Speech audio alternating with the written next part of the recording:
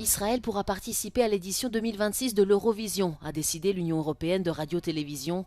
En réaction, 4 pays européens ont annoncé leur retrait de la compétition. Les législateurs de l'UE sont parvenus à un accord historique visant à mettre fin à la dépendance énergétique vis-à-vis du gaz russe d'ici 2027.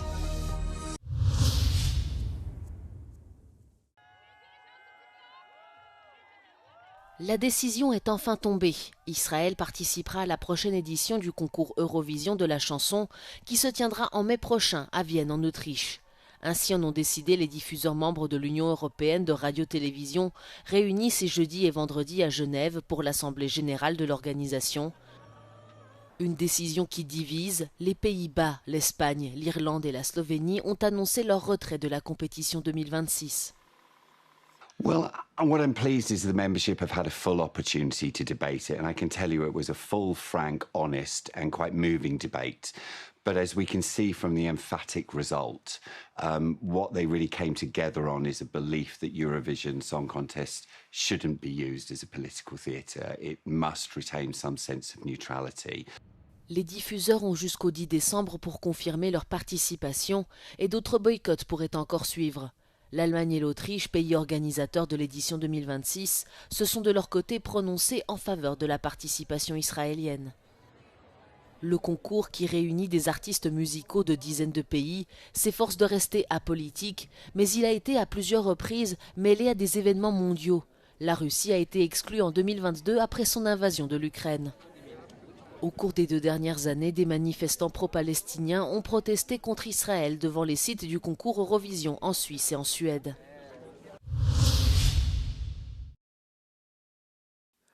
Alors que Chypre s'apprête le 1er janvier à prendre la présidence tournante du Conseil de l'Union européenne, le président de la République de Chypre, Nikos Christodoulidis, et une délégation chypriote étaient à Kiev ce jeudi.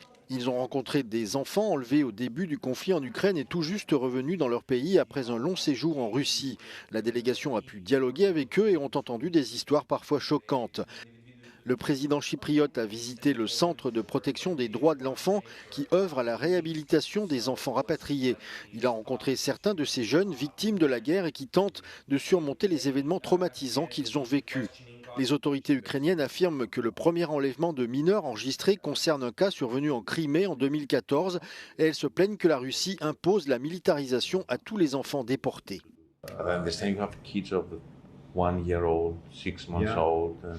Yeah, and we don't know how to return them back. For example, Margarita Prokopenko, she was only 10 months old when she was deported, officially deported by Sergei Mironov. Sergei Mironov, he is the member of Russian parliament, and he officially adopted and deported her from Kherson. And when we found so-called her new documents on Russian certificate of birth, she is Marina Mironova. She was born in Moscow region, but in Ukraine at the same time we have Ukrainian family. Nikos Christodoulidis a condamné ces phénomènes inacceptables, rappelant que son pays a également connu des expériences dramatiques similaires. Il a souligné que la République de Chypre soutient les efforts du centre et continuera à le faire pendant la présidence chypriote du Conseil de l'UE. Il a également invité un groupe d'enfants et de tuteurs à visiter Chypre pendant quelques semaines, au grand bonheur de ces derniers.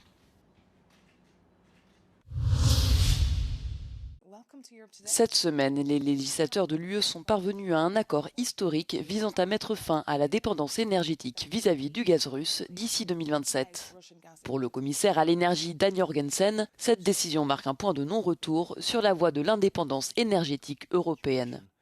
So instead of using sanctions, we have used the prohibition, so we will actually ban the gas. This has another advantage also, which is that when there's a peace, which we hope there will be soon, that will not mean that we will then just start buying gas again. This will stand also after a peace agreement, which I think is good because we should never repeat the mistake of becoming dependent on Russia again.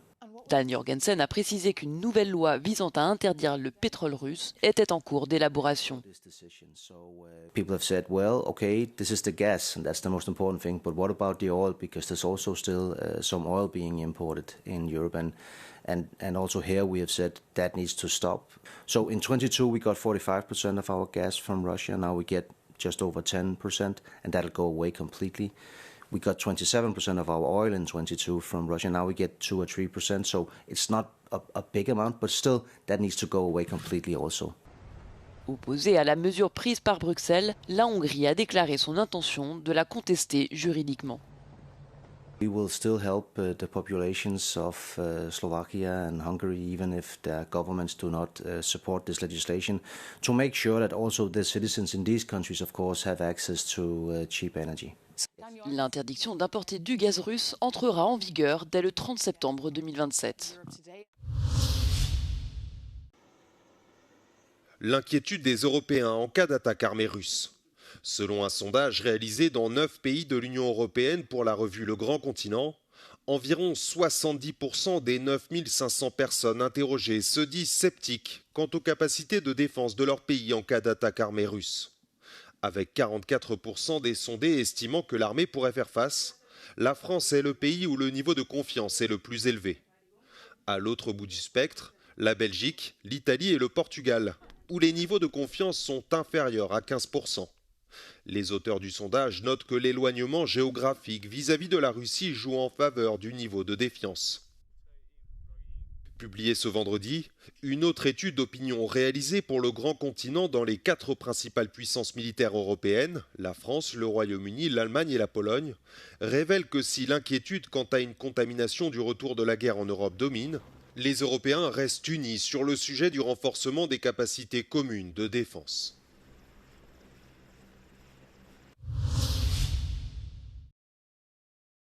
L'armée américaine a de nouveau détruit un bateau transportant de la drogue dans le Pacifique Est. 4 hommes ont été tués selon le Pentagone.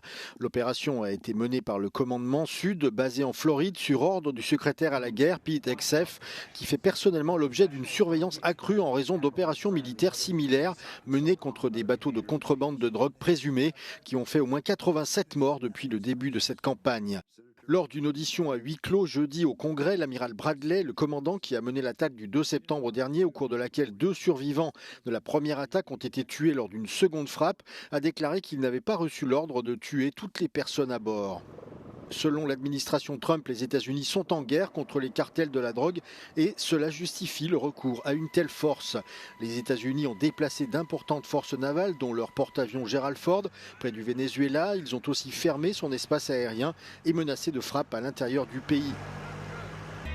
Le Venezuela est une source importante de drogue et d'immigration clandestine et Washington a désigné le président de longue date, Maduro, comme le chef du cartel Tren de Aragua.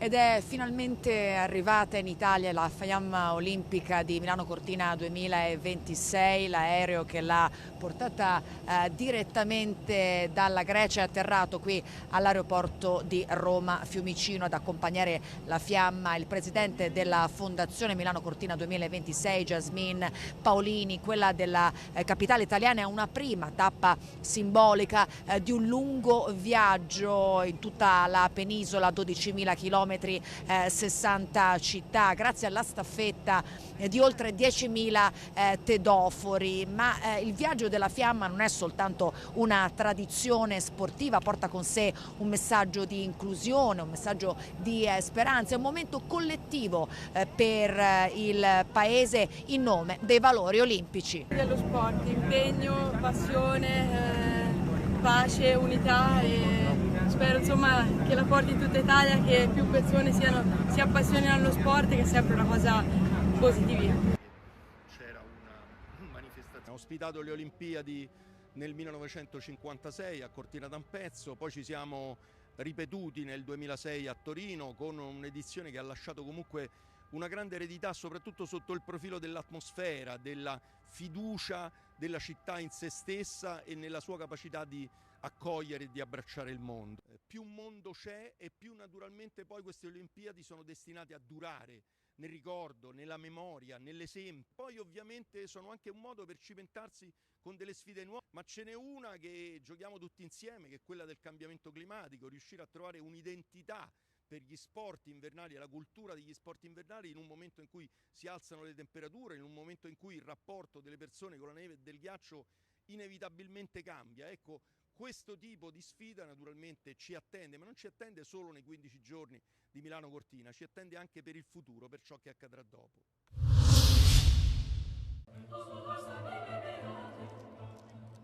La 26e édition de la Fête des Lumières s'est ouverte ce vendredi à Lyon. Pendant 4 jours, les façades des églises, des cathédrales, les fontaines et les places de la ville servent de toile géante au travail de divers artistes.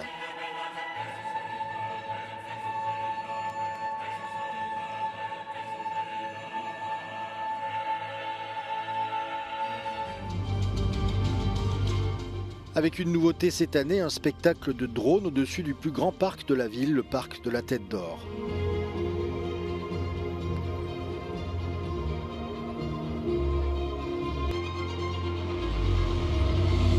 Cette tradition remonte à 1852 lorsque les habitants ont placé des bougies dans des verres colorés sur le rebord de leurs fenêtres pour célébrer l'installation d'une statue de la Vierge Marie sur la colline de Fourvière.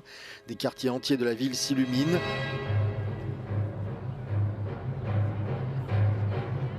La fête des Lumières attire chaque année de plus en plus de visiteurs. Comme on dit en Italie, heureux à table, ravioli.